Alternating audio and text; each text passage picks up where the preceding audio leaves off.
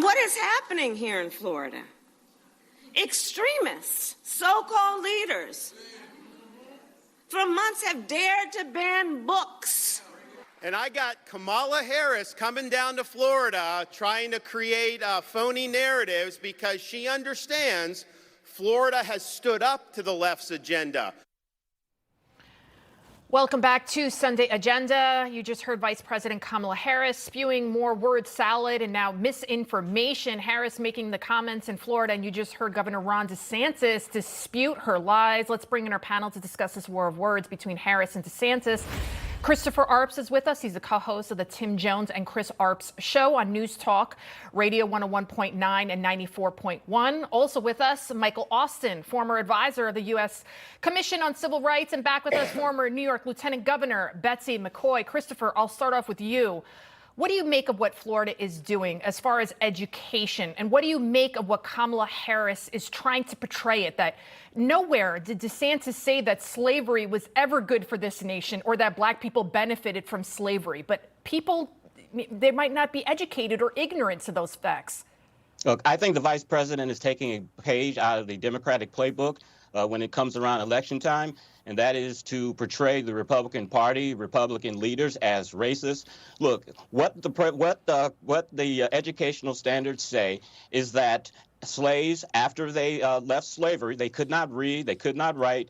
They used the skills that they learned during slavery to help them sustain themselves. Ironically, I'm currently reading a book that's by Booker T. Washington that came out in 1905 called The Negro in Business. And that book chronicles many ex-slaves who used the skills that they gained during slavery to become prosperous and successful entrepreneurs. Wow. And Michael, is Kamala Harris Biden's best insurance policy against impeachment? Every time she opens her mouth, she says something ridiculous, along with her obsession with those Venn diagrams. You know, Kamala is really just trying to create her own 1619 project. I mean, that's exactly what this is. But thankfully, I think conservatives know how to shut this down. You respond with facts, facts, and of course, more facts. I think this is an opportunity for conservatives to send out a message here. If you side with Kamala on this issue, you are treading on thin ice. It's the perfect opportunity for conservatives to showcase that they are the adults in the room, and this is what a true American education looks like. Let these progressives fall on the sword. Let them show that they only care about education if they can lie and indoctrinate. We have to reject this fiction, and let's try to embrace the truth. And Betsy, after all of these lies spewed by Vice President Harris and Joe Biden, I mean, the fact that President Biden says his Bidenomics is still working, and yet people, they're clearly suffering. What does that show the rest of the country? It shows the rest of the country, and they don't have to be shown it because they feel it. They're suddenly being told that their electric bill is going to double because of the war that Biden is waging against fuel. They suddenly find that they're not going to be able to buy an automobile anymore. They're suddenly finding that mortgage rates are so high that they can't afford to buy a new home.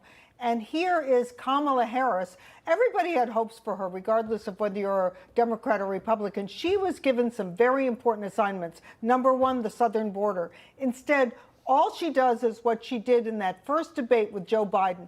She plays the race card. It's her only playbook. Why did they play the race card?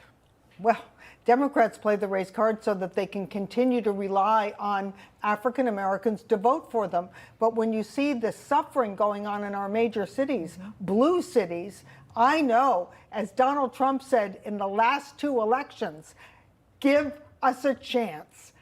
What have you got to lose? There you have it. Betsy McCoy, Christopher, Michael, thank you for joining us.